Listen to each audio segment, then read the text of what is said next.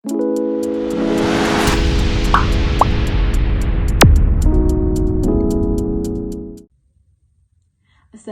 warahmatullahi wabarakatuh. Perkenalkan, nama saya Nurul Fadila. Pemateri pertama dari kelompok 6 akan membahas tentang pembau atau penciuman. Penciuman adalah proses penangkapan atau perasaan bau. Perasaan ini dimediasi oleh sel-sel sensor terspesialisasi rongga hidung vertebrata. Proses mekanisme penciuman dimulai dari hidung yang akan mencium aroma tertentu, kemudian diproses oleh sel-sel saraf penciuman atau sel olfaktori. Dari sinilah aroma tersebut akan dilanjutkan ke otak untuk diidentifikasi dan kita dapat mengenal aroma tertentu atau tersebut. Struktur rongga hidung ada 10 dan saya akan menjelaskan 3 di antaranya. Yang pertama yaitu ada yang dibilang lubang hidung. Lubang hidung merupakan bagian yang mempunyai fungsi untuk melindungi hidung dari berbagai ancaman dari luar. Lubang hidung berkaitan langsung dengan rongga hidung dan diperoleh 2 buah lubang hidung pada manusia yang dipisahkan oleh septum atau pemisah hidung. Yang kedua, bulu hidung yang terdiri dari rambut-rambut halus pada hidung yang mempunyai fungsi sebagai penyaring udara yang masuk. Bulu hidung nantinya akan menahan kotoran sehingga tidak bisa masuk ke sistem pernapasan selanjutnya. Ketiga, septum atau pemisah hidung merupakan bagian hidung mempunyai 2 bagian yaitu kiri dan kanan, mulai dari hidung sampai bagian tenggorokan awal.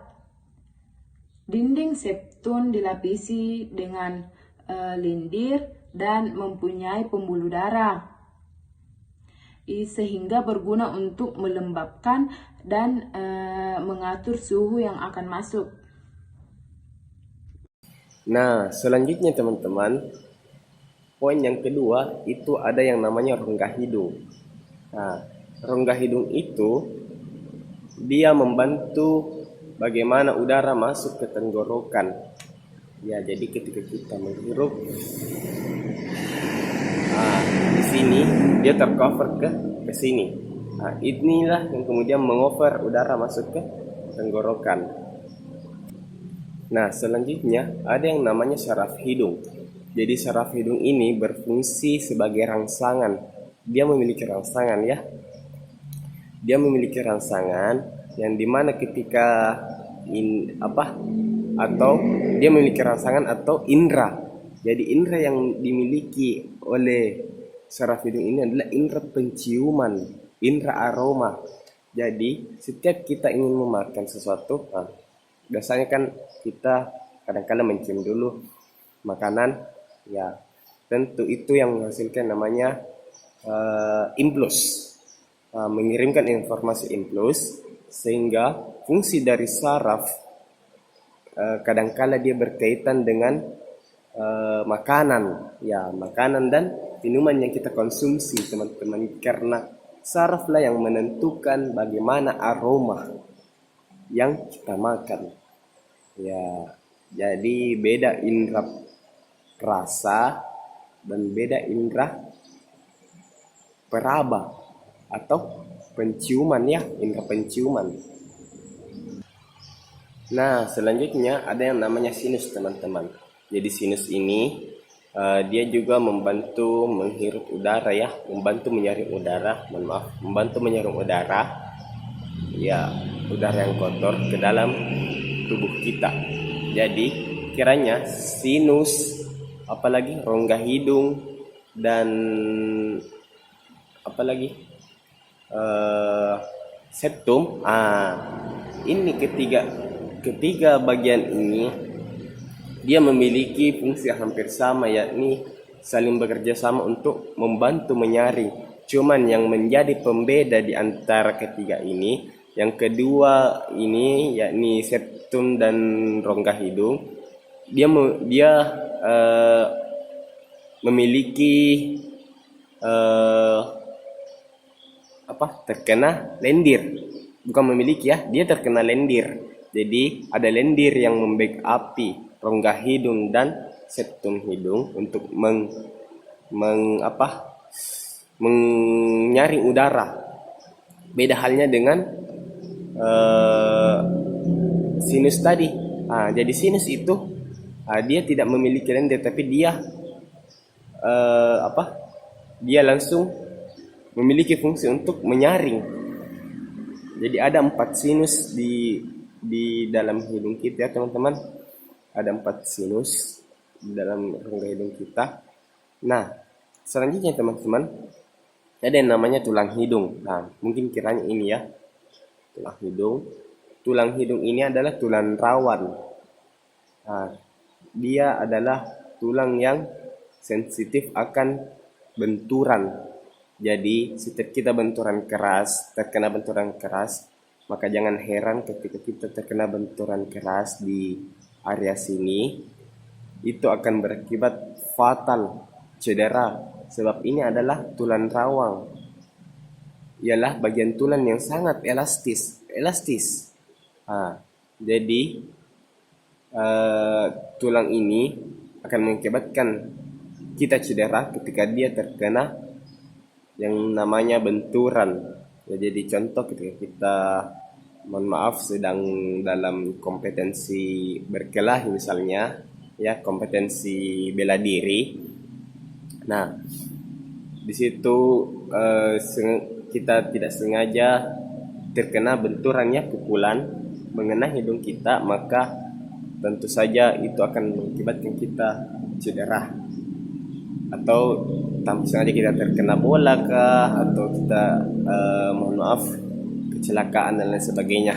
Nah, itu akan ya, mengakibatkan hal-hal yang fatal bagi kita. Ya, jadi cukup sekian teman-teman penjelasan dari kami.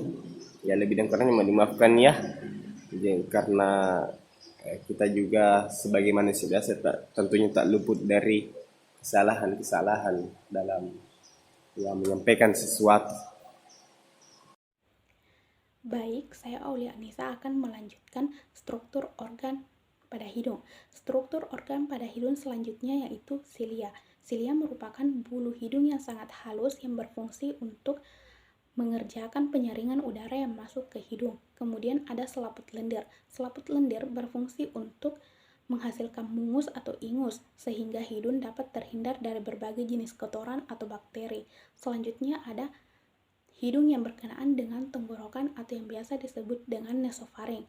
Nasofaring berperan untuk mengatur tekanan udara oleh tuba eustachius atau saluran penghubung antara telinga dengan tenggorokan dan juga sebagai pelindung dari infeksi tonsil adenoid. Kemudian gangguan pada indera penciuman. Gangguan pada indera penciuman yang pertama yaitu hiposmia.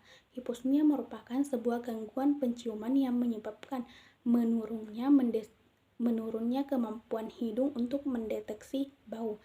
Hal ini disebabkan oleh beberapa faktor, diantaranya alergi, cedera di kepala, infeksi saluran pernapasan, polip hidung, septum hidung yang bengkok, sinusitis kronis, dan penggunaan obat-obatan seperti ampicillin. Warahmatullahi wabarakatuh. Perkenalkan, nama saya Zulmumin.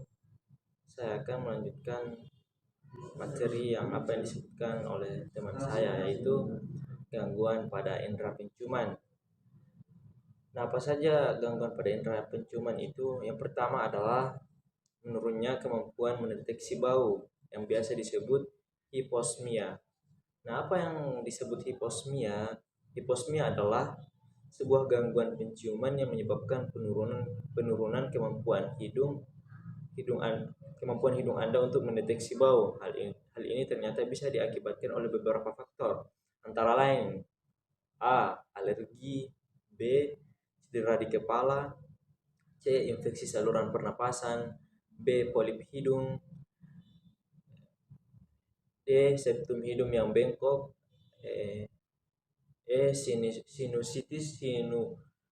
sinusitis kronis, F. Penggunaan obat-obatan seperti ampicillin, loratadine atau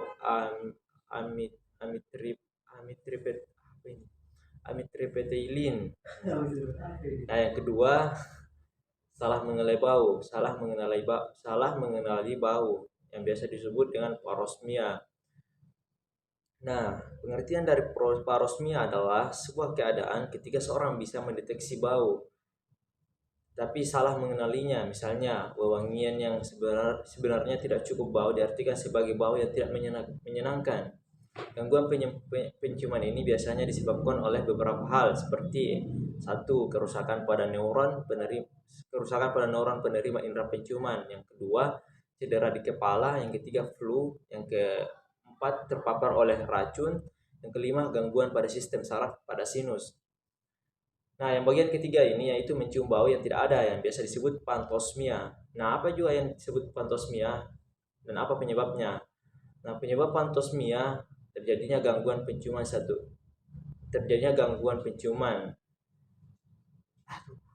Pantosmia, apa yang menyebabkan terjadinya pantosmia? Yaitu ketika terjadinya gangguan penciuman, satu ini hampir sama dengan parosmia, mulai dari cedera di kepala, flu, kerusakan pada sistem saraf, hingga sinus. Meskipun demikian, keduanya sangat berbeda. Parosmia salah mengenali bau yang ada, sedangkan pantosmia mencium bau yang ada. Nah, yang keempat itu hilangnya kemampuan untuk mendeteksi bau yang biasa. Hilangnya kemampuan untuk mendeteksi bau yang biasa disebut anosmia. Nah, pada